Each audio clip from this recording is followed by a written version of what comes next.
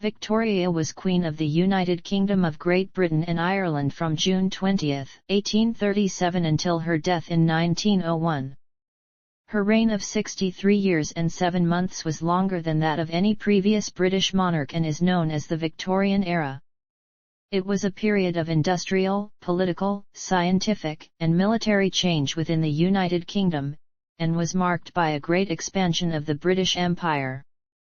In 1876, the British Parliament voted to grant her the additional title of Empress of India. Victoria was the daughter of Prince Edward, Duke of Kent and Strathern, and Princess Victoria of Saxe-Coburg-Saalfeld. After the deaths of her father and grandfather in 1820, she was raised under close supervision by her mother and her controller, John Conroy. She inherited the throne aged 18 after her father's 3 elder brothers died without surviving legitimate issue. Victoria, a constitutional monarch, attempted privately to influence government policy and ministerial appointments. Publicly, she became a national icon who was identified with strict standards of personal morality. Victoria married her first cousin Prince Albert of Saxe-Coburg and Gotha in 1840. Their children married into royal and noble families across the continent, earning Victoria the sobriquet the Grandmother of Europe and spreading haemophilia in European royalty. After Albert's death in 1861, Victoria plunged into deep mourning and avoided public appearances. As a result of her seclusion, British republicanism temporarily gained strength, but in the latter half of her reign, her popularity recovered.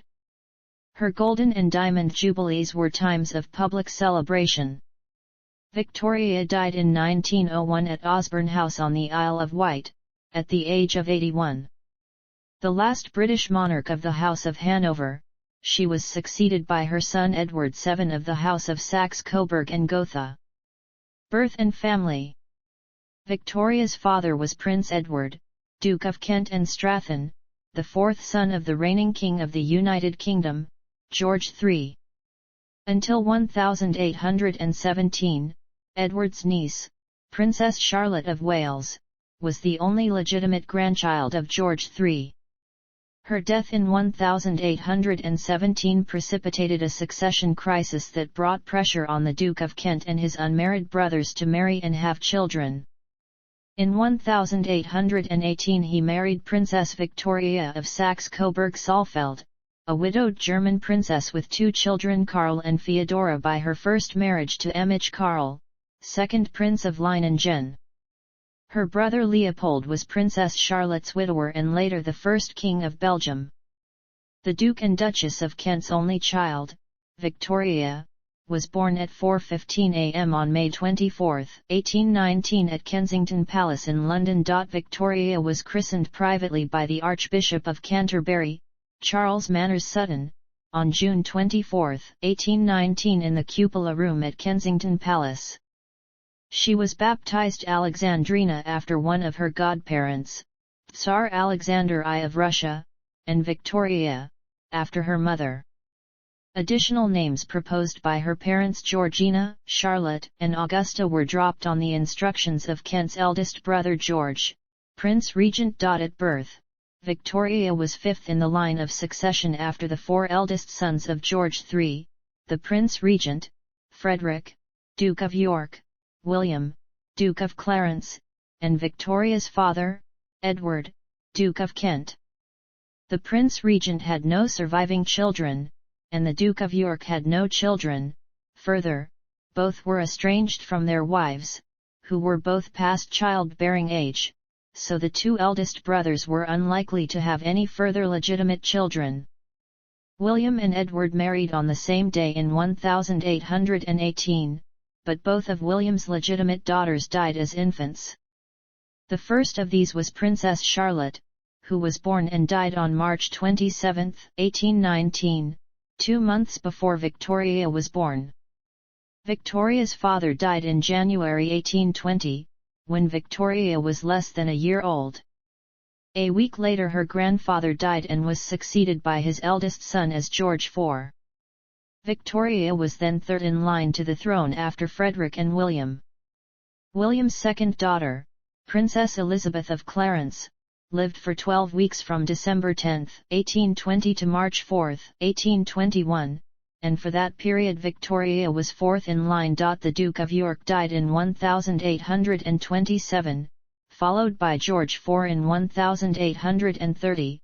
The throne passed to their next surviving brother, William, and Victoria became heir presumptive.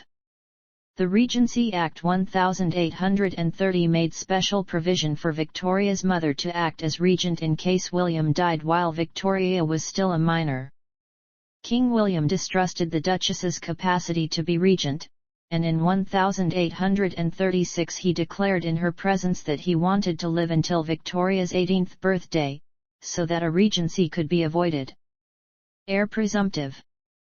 Victoria later described her childhood as rather melancholy. Her mother was extremely protective, and Victoria was raised largely isolated from other children under the so-called Kensington system, an elaborate set of rules and protocols devised by the Duchess and her ambitious and domineering controller, Sir John Conroy, who was rumoured to be the Duchess's lover. The system prevented the princess from meeting people whom her mother and Conroy deemed undesirable, and was designed to render her weak and dependent upon them. The Duchess avoided the court because she was scandalized by the presence of King William's illegitimate children.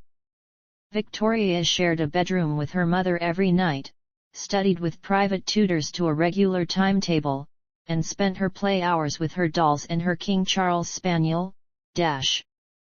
Her lessons included French, German, Italian, and Latin, but she spoke only English at home. In 1830, the Duchess of Kent, and Conroy, took Victoria across the centre of England to visit the Malvern Hills, stopping at towns and great country houses along the way. Similar journeys to other parts of England and Wales were taken in 1832, 1833, 1834 and 1835. To the King's annoyance, Victoria was enthusiastically welcomed in each of the stops. William compared the journeys to royal progresses and was concerned that they portrayed Victoria as his rival rather than his heir presumptive. Victoria disliked the trips, the constant round of public appearances made her tired and ill, and there was little time for her to rest. She objected on the grounds of the king's disapproval, but her mother dismissed his complaints as motivated by jealousy and forced Victoria to continue the tours. At Ramsgate in October 1835, Victoria contracted a severe fever, which Conroy initially dismissed as a childish pretense. While Victoria was ill, Conroy and the Duchess unsuccessfully badgered her to make Conroy her private secretary. As a teenager, Victoria resisted persistent attempts by her mother and Conroy to appoint him to her staff. Once queen, she banned him from her presence, but he remained in her mother's household. By 1836, Victoria's maternal uncle Leopold, who had been king of the Belgians since 1831, hoped to marry her to Prince Albert, the son of his brother Ernest I, Duke of Saxe-Coburg and Gotha. Leopold arranged for Victoria's mother to invite her Coburg relatives to visit her in May 1836, with the purpose of introducing Victoria to Albert. William IV, however, disapproved of any match with the Coburgs, and instead favoured the suit of Prince Alexander of the Netherlands, second son of the Prince of Orange. Victoria was aware of the various matrimonial plans and critically appraised a parade of eligible princes. According to her diary, she enjoyed Albert's company from the beginning. After the visit she wrote, "Is extremely handsome, his hair is about the same color as mine, his eyes are large and blue, and he has a beautiful nose and a very sweet mouth with fine teeth, but the charm of his countenance is his expression, which is most delightful." Alexander, on the other hand, she described as very plain. Victoria wrote to King Leopold, whom she considered her best and kindest adviser, to thank him for the prospect of great happiness you have contributed to give me, in the person of dear Albert. He possesses every quality that could be desired to render me perfectly happy. He is so sensible, so kind, and so good, and so amiable too. He has besides the most pleasing and delightful exterior and appearance you can possibly see.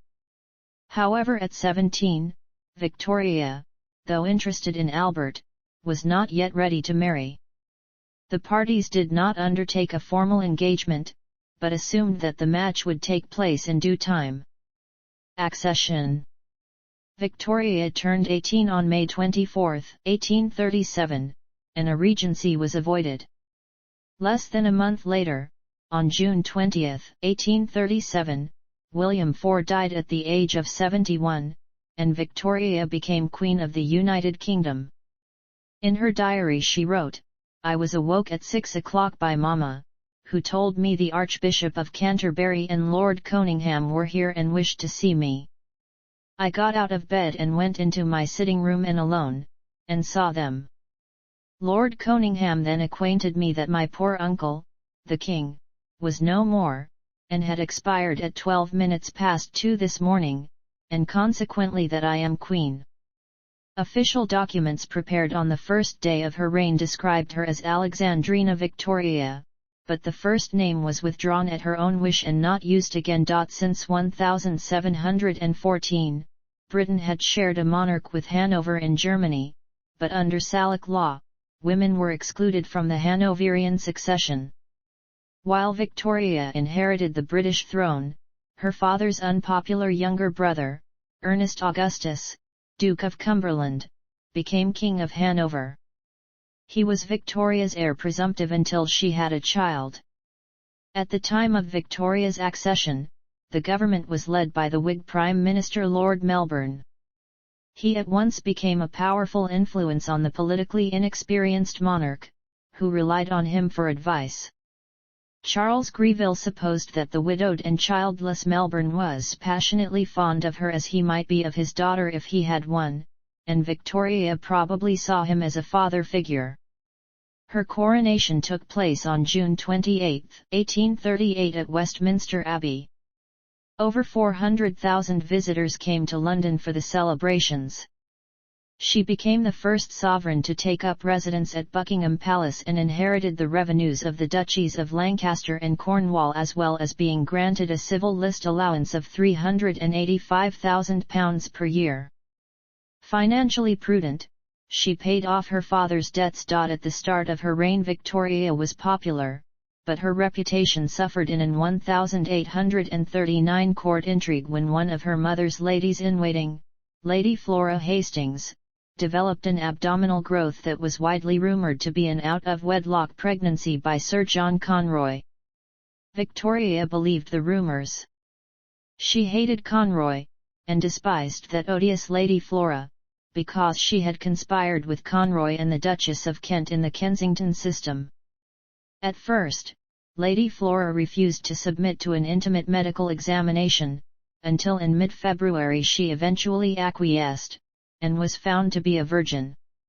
Conroy, the Hastings family, and the opposition Tories organised a press campaign implicating the Queen in the spreading of false rumours about Lady Flora. When Lady Flora died in July, the post-mortem revealed a large tumour on her liver that had distended her abdomen. At public appearances, Victoria was hissed and jeered as Mrs. Melbourne. In 1839, Melbourne resigned after Radicals and Tories voted against a bill to suspend the Constitution of Jamaica. The bill removed political power from plantation owners who were resisting measures associated with the abolition of slavery. The Queen commissioned a Tory, Robert Peel, to form a new ministry.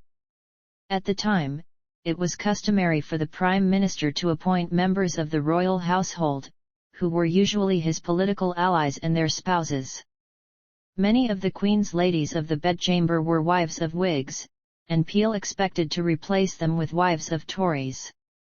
In what became known as the bedchamber crisis, Victoria, advised by Melbourne, objected to their removal. Peel refused to govern under the restrictions imposed by the Queen, and consequently resigned his commission, allowing Melbourne to return to office. Marriage. Though Victoria was now Queen, as an unmarried young woman she was required by social convention to live with her mother, despite their differences over the Kensington system and her mother's continued reliance on Conroy. Her mother was consigned to a remote apartment in Buckingham Palace, and Victoria often refused to see her. When Victoria complained to Melbourne that her mother's proximity promised torment for many years, Melbourne sympathised but said it could be avoided by marriage, which Victoria called a "skulking alternative."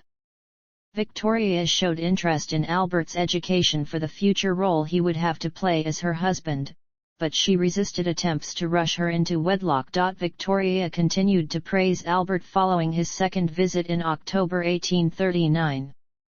Albert and Victoria felt mutual affection and the Queen proposed to him on October 15, 1839, just 5 days after he had arrived at Windsor. They were married on February 10, 1840, in the Chapel Royal of St. James's Palace, London. Victoria was love-struck.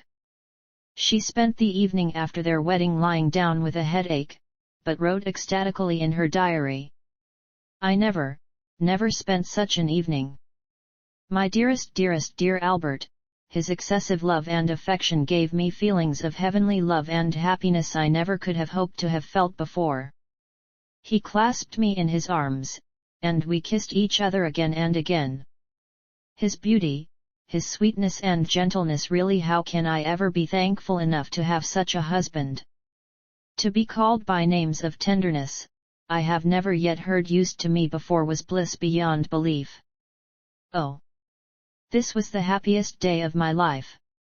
Albert became an important political advisor as well as the Queen's companion, replacing Melbourne as the dominant influential figure in the first half of her life. Victoria's mother was evicted from the palace, to Ingastry House in Belgrave Square. After the death of Victoria's aunt, Princess Augusta, in 1840, Victoria's mother was given both Clarence and Frogmore houses. Through Albert's mediation, relations between mother and daughter slowly improved. During Victoria's first pregnancy in 1840, in the first few months of the marriage, 18-year-old Edward Oxford attempted to assassinate her while she was riding in a carriage with Prince Albert on her way to visit her mother. Oxford fired twice, but either both bullets missed or, as he later claimed, the guns had no shot. He was tried for high treason, found not guilty by reason of insanity, committed to an insane asylum indefinitely, and later sent to live in Australia. In the immediate aftermath of the attack, Victoria's popularity soared, mitigating residual discontent over the Hastings affair and the bedchamber crisis. Her daughter, also named Victoria, was born on November 21, 1840. The Queen hated being pregnant, viewed breastfeeding with disgust, and thought newborn babies were ugly. Nevertheless, over the following 17 years, she and Albert had a further 8 children: Albert, Edward, Alice, Alfred, Helena, Louise, Arthur, Leopold, and Beatrice. The household was largely run by Victoria's childhood governess, Baroness Louise Lazen from Hanover. Lazen had been a formative influence on Victoria and had supported her against the Kensington system. Albert, however, thought that Lazen was incompetent and that her mismanagement threatened his daughter's health. After a furious row between Victoria and Albert over the issue, Lazen was pensioned off in 1842, and Victoria's close relationship with her ended. 1842–1860. On May 29, 1842, Victoria was riding in a carriage along the Mall, London, when John Francis aimed a pistol at her, but the gun did not fire. The assailant escaped. The following day, Victoria drove the same route, though faster and with a greater escort, in a deliberate attempt to bait Francis into taking a second aim and catch him in the act. As expected, Francis shot at her, but he was seized by plainclothes policemen, and convicted of high treason.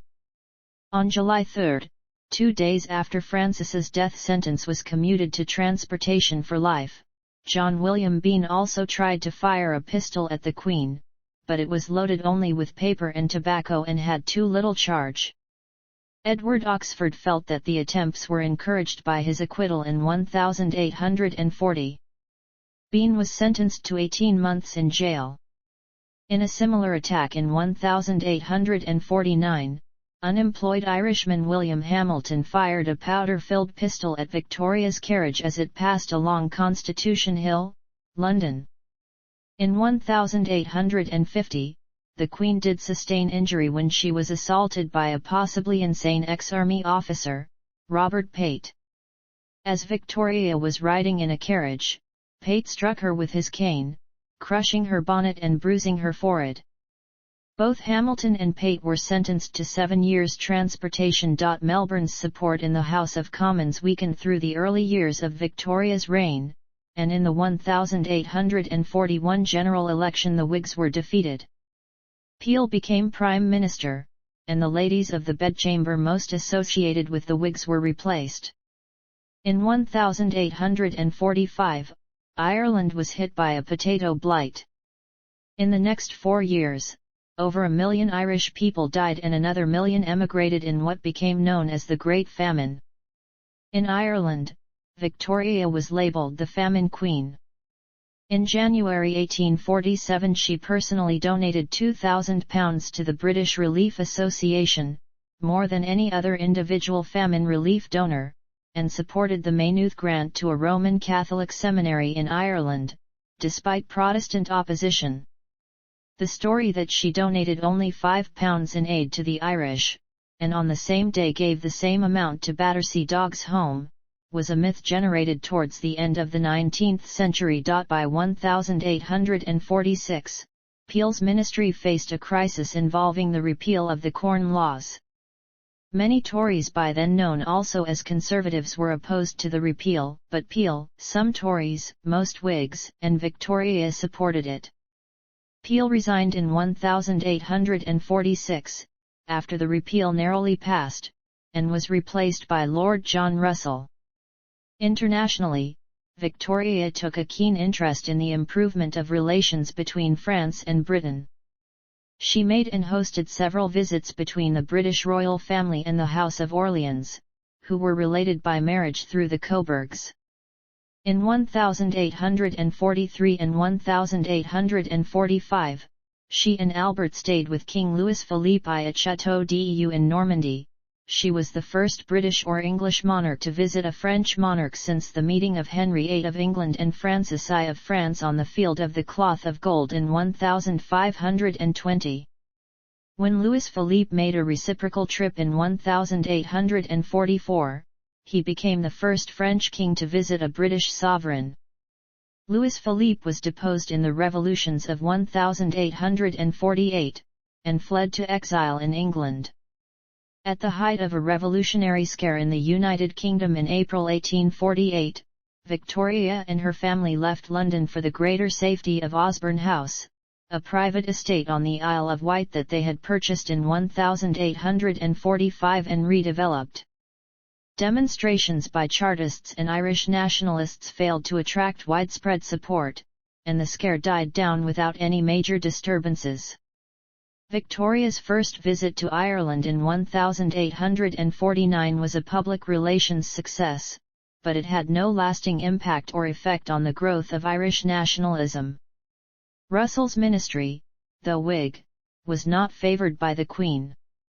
She found particularly offensive the Foreign Secretary, Lord Palmerston, who often acted without consulting the Cabinet, the Prime Minister, or the Queen. Victoria complained to Russell that Palmerston sent official dispatches to foreign leaders without her knowledge, but Palmerston was retained in office and continued to act on his own initiative, despite her repeated remonstrances. It was only in 1851 that Palmerston was removed after he announced the British government's approval of President Louis Napoleon Bonaparte's coup in France without consulting the Prime Minister. The following year, President Bonaparte was declared Emperor Napoleon III, by which time Russell's administration had been replaced by a short-lived minority government led by Lord Derby. In 1853, Victoria gave birth to her eighth child, Leopold, with the aid of the new anesthetic, chloroform. She was so impressed by the relief it gave from the pain of childbirth that she used it again in 1857 at the birth of her ninth and final child, Beatrice, despite opposition from members of the clergy, who considered it against biblical teaching, and members of the medical profession, who thought it dangerous. Victoria may have had postnatal depression after many of her pregnancies. Letters from Albert to Victoria intermittently complain of her loss of self-control. For example, about a month after Leopold's birth, Albert complained in a letter to Victoria about her continuance of hysterics over a miserable trifle. In early 1855, the government of Lord Aberdeen, who had replaced Derby, fell amidst recriminations over the poor management of British troops in the Crimean War.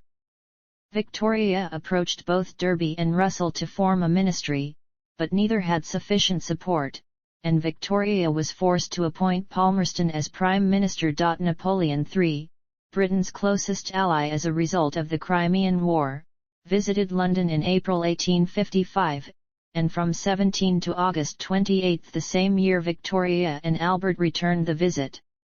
Napoleon III met the couple at Boulogne and accompanied them to Paris. They visited the Exposition Universelle and Napoleon I's tomb at Les Invalides, and were guests of honor at a 1,200 guest ball at the Palace of Versailles. This marked the first time that a reigning British monarch had been to Paris in over 400 years. On January 14, 1858, an Italian refugee from Britain called Felice Orsini attempted to assassinate Napoleon III with a bomb made in England. The ensuing diplomatic crisis destabilized the government, and Palmerston resigned. Derby was reinstated as Prime Minister. Victoria and Albert attended the opening of a new basin at the French military port of Cherbourg on August 5, 1858, in an attempt by Napoleon III to reassure Britain that his military preparations were directed elsewhere. On her return, Victoria wrote to Derby reprimanding him for the poor state of the Royal Navy in comparison to the French Navy. Derby's ministry did not last long, and in June 1859 Victoria recalled Palmerston to office. 11 days after Orsini's assassination attempt in France, Victoria's eldest daughter married Prince Frederick William of Prussia in London. They had been betrothed since September 1855. When Princess Victoria was 14 years old, the marriage was delayed by the Queen and her husband Albert until the bride was 17. The Queen and Albert hoped that their daughter and son-in-law would be a liberalising influence in the enlarging Prussian state. The Queen felt sick at heart to see her daughter leave England for Germany. "It really makes me shudder," she wrote to Princess Victoria in one of her frequent letters, "when I look round to all your sweet, happy, unconscious sisters, and think I must give them up too one by one." Almost exactly a year later, the princess gave birth to the Queen's first grandchild, Wilhelm, who would become the last German emperor. Widowhood. In March 1861, Victoria's mother died, with Victoria at her side. Through reading her mother's papers, Victoria discovered that her mother had loved her deeply. She was heartbroken, and blamed Conroy and Lazen for wickedly estranging her from her mother. To relieve his wife during her intense and deep grief, Albert took on most of her duties, despite being ill himself with chronic stomach trouble. In August, Victoria and Albert visited their son, Albert Edward, Prince of Wales, who was attending army manoeuvres near Dublin, and spent a few days holidaying in Killarney. In November, Albert was made aware of gossip that his son had slept with an actress in Ireland. Appalled, he travelled to Cambridge, where his son was studying, to confront him. By the beginning of December, Albert was very unwell. He was diagnosed with typhoid fever by William Jenner, and died on December 14, 1861. Victoria was devastated. She blamed her husband's death on worry over the Prince of Wales's philandering. "He had been killed by that dreadful business," she said. She entered a state of mourning and wore black for the remainder of her life. She avoided public appearances and rarely set foot in London in the following years. Her seclusion earned her the nickname Widow of Windsor. Her weight increased through comfort eating, which reinforced her aversion to public appearances. Victoria's self-imposed isolation from the public diminished the popularity of the monarchy, and encouraged the growth of the Republican movement. She did undertake her official government duties, yet chose to remain secluded in her royal residences Windsor Castle, Osborne House, and the private estate in Scotland that she and Albert had acquired in 1847, Balmoral Castle. In March 1864 a protester stuck a notice on the railings of Buckingham Palace that announced these commanding premises to be let or sold in consequence of the late occupants' declining business. Her uncle Leopold wrote to her advising her to appear in public. She agreed to visit the gardens of the Royal Horticultural Society at Kensington and take a drive through London in an open carriage. Through the 1860s, Victoria relied increasingly on a manservant from Scotland, John Brown. Rumours of a romantic connection and even a secret marriage appeared in print, and some referred to the Queen as Mrs. Brown. The story of their relationship was the subject of the 1997 movie Mrs. Brown.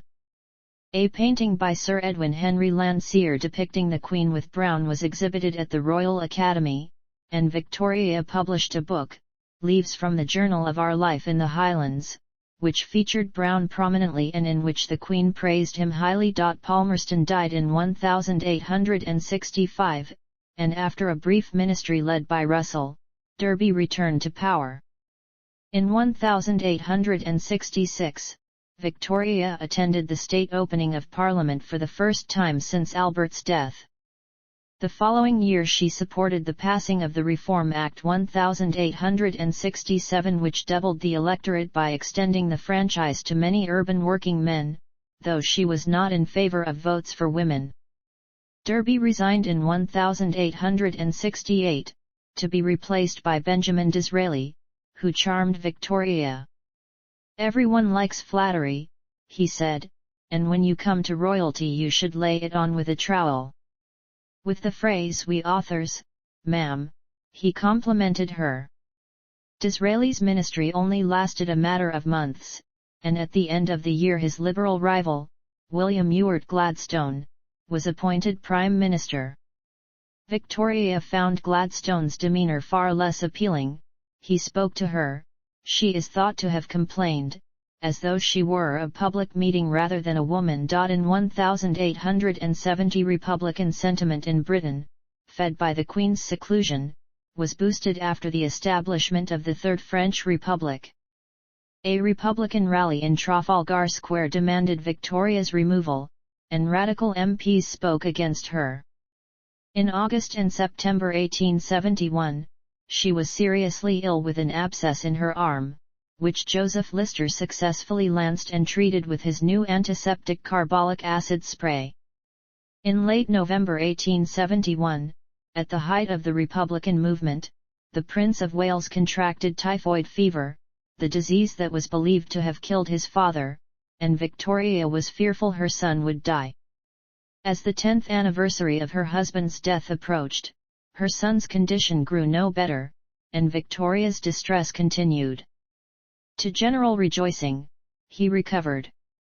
Mother and son attended a public parade through London and a grand service of thanksgiving in St. Paul's Cathedral on February 27, 1872, and Republican feeling subsided. On the last day of February 1872, 2 days after the Thanksgiving service, 17-year-old Arthur O'Connor, a great-nephew of Irish MP Feargus O'Connor, waved an unloaded pistol at Victoria's open carriage just after she had arrived at Buckingham Palace.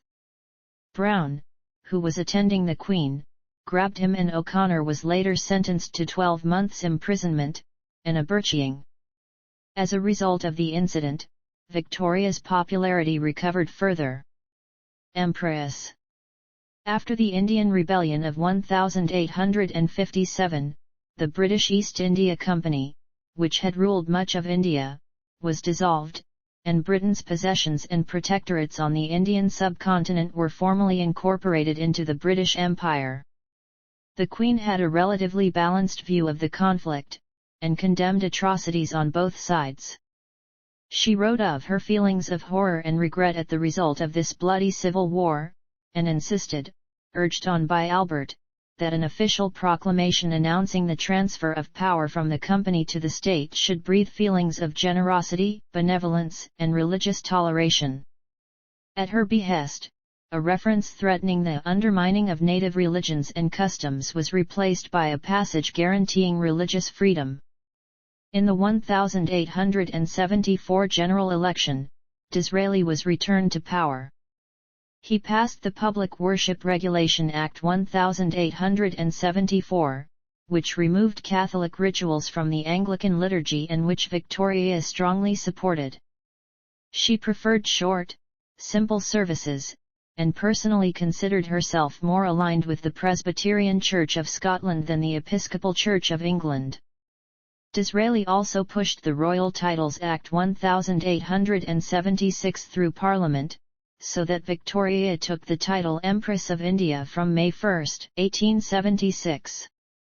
The new title was proclaimed at the Delhi Durbar of January 1, 1877. On December 14, 1878, the anniversary of Albert's death, Victoria's second daughter Alice, who had married Louis of Hesse, died of diphtheria in Darmstadt.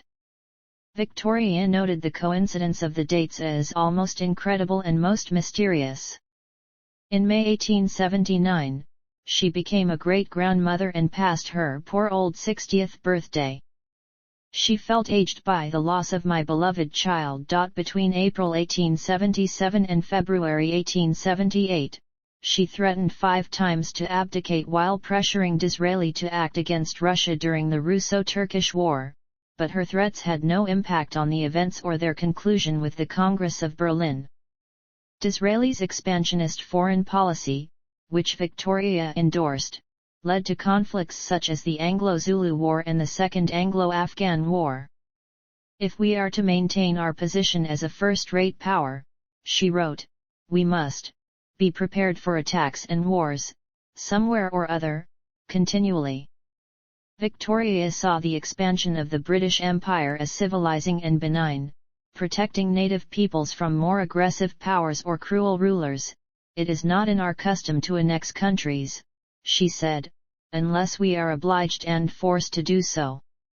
To Victoria's dismay, Disraeli lost the 1880 general election, and Gladstone returned as Prime Minister. When Disraeli died the following year, she was blinded by fast-falling tears, and erected a memorial tablet placed by his grateful sovereign and friend, Victoria Ri. Later years. On March 2, 1882, Roderick Maclean, a disgruntled poet apparently offended by Victoria's refusal to accept one of his poems, shot at the Queen as her carriage left Windsor railway station. Gordon Chesney Wilson and another schoolboy from Eton College struck him with their umbrellas, until he was hustled away by a policeman. Victoria was outraged when he was found not guilty by reason of insanity, but was so pleased by the many expressions of loyalty after the attack that she said it was worth being shot at to see how much one is loved. On March 17, 1883, Victoria fell down some stairs at Windsor, which left her lame until July. She never fully recovered and was plagued with rheumatism thereafter. John Brown died 10 days after her accident, and to the consternation of her private secretary, Sir Henry Ponsonby, Victoria began work on a eulogistic biography of Brown. Ponsonby and Randall Davidson, Dean of Windsor, who had both seen early drafts, advised Victoria against publication, on the grounds that it would stoke the rumours of a love affair. The manuscript was destroyed. In early 1884, Victoria did publish more leaves from a journal of a life in the Highlands, a sequel to her earlier book, which she dedicated to her devoted personal attendant and faithful friend John Brown. On the day after the first anniversary of Brown's death, Victoria was informed by telegram that her youngest son, Leopold, had died in Caen. "He was the dearest of my dear sons," she lamented. The following month, Victoria's youngest child, Beatrice, met and fell in love with Prince Henry of Battenberg at the wedding of Victoria's granddaughter Princess Victoria of Hesse and by Rhine to Henry's brother Prince Louis of Battenberg.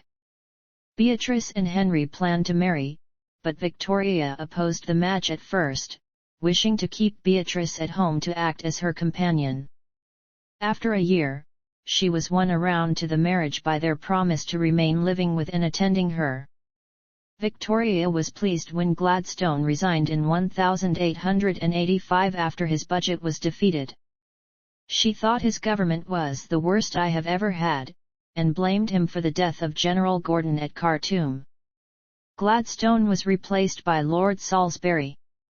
Salisbury's government only lasted a few months, however, and Victoria was forced to recall Gladstone, whom she referred to as a half-crazy and really in many ways ridiculous old man. Gladstone attempted to pass a bill granting Ireland Home Rule, but to Victoria's glee it was defeated. In the ensuing election, Gladstone's party lost to Salisbury's and the government switched hands again. Golden Jubilee. In 1887, the British Empire celebrated Victoria's Golden Jubilee. She marked the 50th anniversary of her accession on June 20 with a banquet to which 50 kings and princes were invited. The following day, she participated in a procession and attended a Thanksgiving service in Westminster Abbey. By this time, Victoria was once again extremely popular. 2 days later on June 23, she engaged 2 Indian Muslims as waiters, one of whom was Abdul Karim.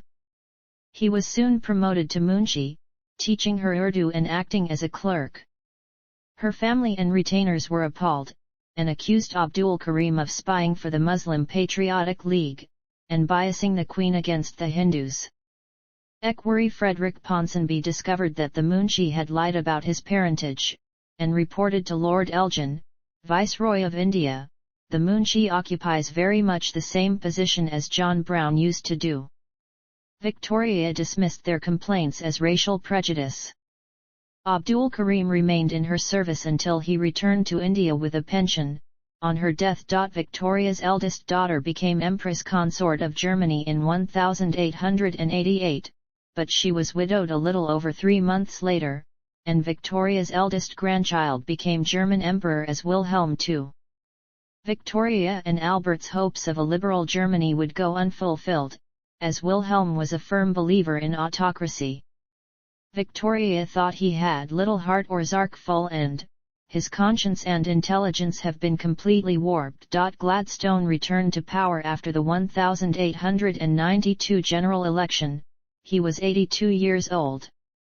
Victoria objected when Gladstone proposed appointing the radical MP Henry Labouchere to the cabinet, so Gladstone agreed not to appoint him.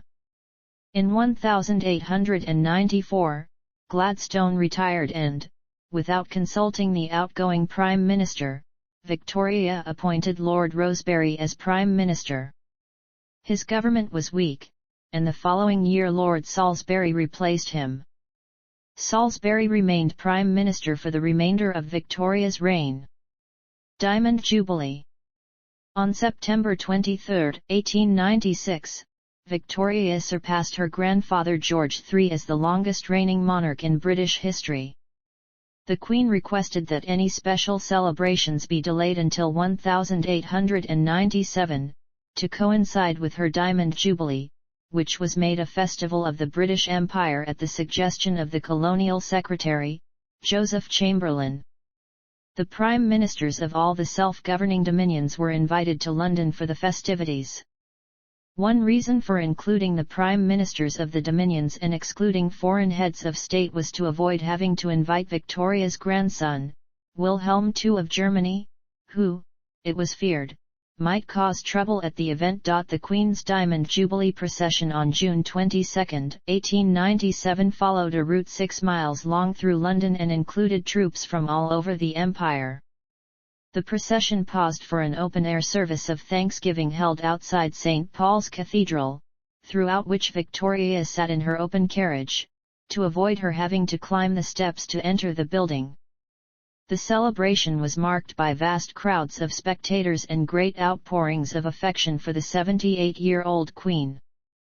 Victoria visited mainland Europe regularly for holidays. In 1889, during a stay in Biarritz, she became the first reigning monarch from Britain to set foot in Spain when she crossed the border for a brief visit. By April 1900, the Boer War was so unpopular in mainland Europe that her annual trip to France seemed inadvisable. Instead, the Queen went to Ireland for the first time since 1861, in part to acknowledge the contribution of Irish regiments to the South African War. Death and succession. In July 1900, Victoria's second son, Alfred, died. "Oh, God! My poor darling, if he gone too," she wrote in her journal. "It is a horrible year, nothing but sadness and horrors of one kind and another." Following a custom she maintained throughout her widowhood, Victoria spent the Christmas of 1900 at Osborne House on the Isle of Wight. Rheumatism in her legs had rendered her disabled, and her eyesight was clouded by cataracts. Through early January, she felt weak and unwell, and by mid-January she was drowsy, dazed, confused. She died on January 22, 1901, at 6:30 in the evening, at the age of 81. Her son and successor, King Edward VII, and her eldest grandson, Emperor Wilhelm II, were at her deathbed. Her favorite pet Pomeranian, Turi, was laid upon her deathbed as a last request.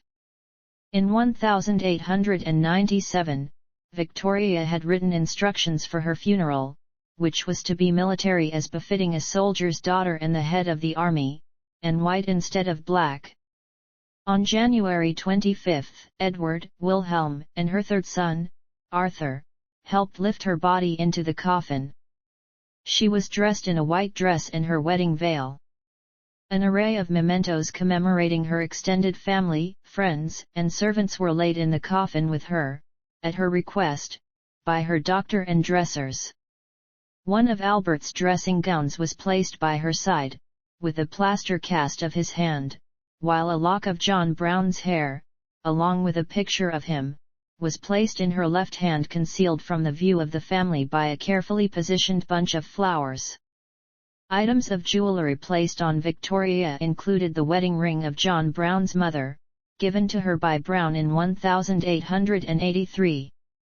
Her funeral was held on Saturday, February 2, in St. George's Chapel, Windsor Castle, and after 2 days of lying in state, she was interred beside Prince Albert in the Royal Mausoleum, Frogmore, at Windsor Great Park with a reign of 63 years, 7 months, and 2 days. Victoria was the longest reigning British monarch and the longest reigning queen regnant in world history, until her great-great-granddaughter Elizabeth II surpassed her on September 9, 2015. She was the last monarch of Britain from the House of Hanover. Her son and successor, Edward VII, belonged to her husband's House of Saxe-Coburg and Gotha. Legacy. According to one of her biographers, Giles St. Aubin, Victoria wrote an average of 2,500 words a day during her adult life. From July 1832 until just before her death, she kept a detailed journal, which eventually encompassed 122 volumes. After Victoria's death, her youngest daughter, Princess Beatrice, was appointed her literary executor. Beatrice transcribed and edited the diaries covering Victoria's accession onwards, and burned the originals in the process. Despite this destruction, much of the diaries still exist. In addition to Beatrice's edited copy, Lord Esher transcribed the volumes from 1832 to 1861 before Beatrice destroyed them. Part of Victoria's extensive correspondence has been published in volumes edited by A. C. Benson, Hector Bolitha, George Earl Buckle, Lord Esher, Roger Fulford, and Richard Hough among others.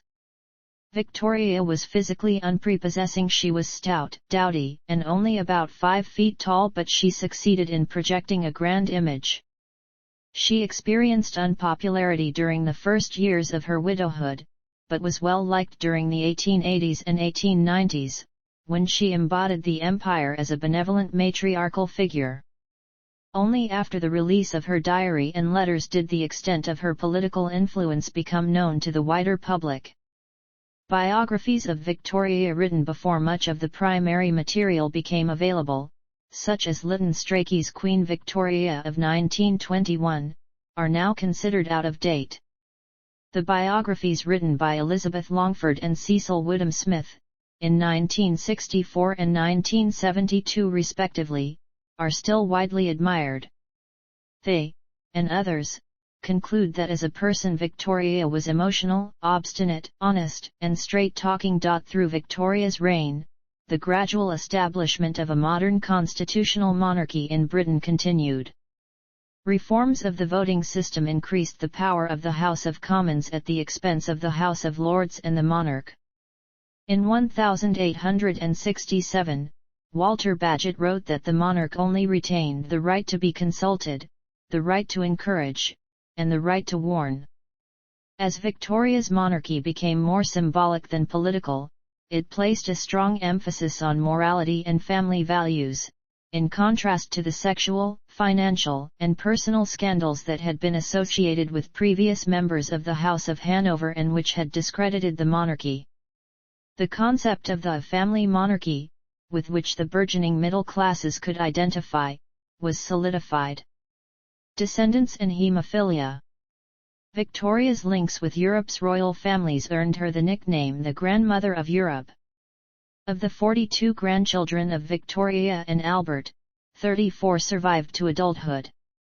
Their living descendants include Charles III of the United Kingdom, Harold V of Norway, Carl XVI Gustav of Sweden, Margrethe II of Denmark, and Felipe VI of Spain. Victoria's youngest son, Leopold, was affected by the blood-clotting disease haemophilia B, and at least 2 of her 5 daughters, Alice and Beatrice, were carriers. Royal haemophiliacs descended from Victoria included her great-grandsons, Alexei Nikolaevich, Tsarevich of Russia, Alfonso, Prince of Asturias, and Infante Gonzalo of Spain. The presence of the disease in Victoria's descendants, but not in her ancestors, led to modern speculation that her true father was not the Duke of Kent, but a haemophiliac. There is no documentary evidence of a haemophiliac in connection with Victoria's mother, and as male carriers always had the disease, even if such a man had existed he would have been seriously ill. It is more likely that the mutation arose spontaneously because Victoria's father was over 50 at the time of her conception, and haemophilia arises more frequently in the children of older fathers. Spontaneous mutations account for about a third of cases. Namesakes. Around the world, places and memorials are dedicated to her, especially in the Commonwealth nations. Places named after her include Africa's largest lake, Victoria Falls, the capitals of British Columbia and Saskatchewan, 2 Australian states, and the capital of the island nation of Seychelles. The Victoria Cross was introduced in 1856 to reward acts of valour during the Crimean War, and it remains the highest British, Canadian, Australian, and New Zealand award for bravery. Victoria Day is a Canadian statutory holiday and a local public holiday in parts of Scotland celebrated on the last Monday before or on May 24. Titles, styles, honours, and arms. Titles and styles. At the end of her reign, the Queen's full style was, Her Majesty Victoria, by the grace of God, of the United Kingdom of Great Britain and Ireland. Queen, Defender of the Faith, Empress of India. Honours: British honours. Foreign honours. Arms. As sovereign, Victoria used the royal coat of arms of the United Kingdom. Before her accession, she received no grant of arms. As she could not succeed to the throne of Hanover, her arms did not carry the Hanoverian symbols that were used by her immediate predecessors. Her arms have been borne by all of her successors on the throne. Outside Scotland, the blazon for the shield also used on the royal standard is, quarterly, I and 4, gules, 3 lions passant guerdant in pale or, 2, or, a lion rampant within a double trace sure flory counter flory gules, 3, azure, a harp or stringed argent. In Scotland, the first and fourth quarters are occupied by the Scottish lion, and the second by the English lions. The crests, mottos, and supporters also differ in and outside Scotland. Family. Issue. Ancestry. Family tree. Red borders indicate British monarchs. Bold borders indicate children of British monarchs. Notes. References. Citations.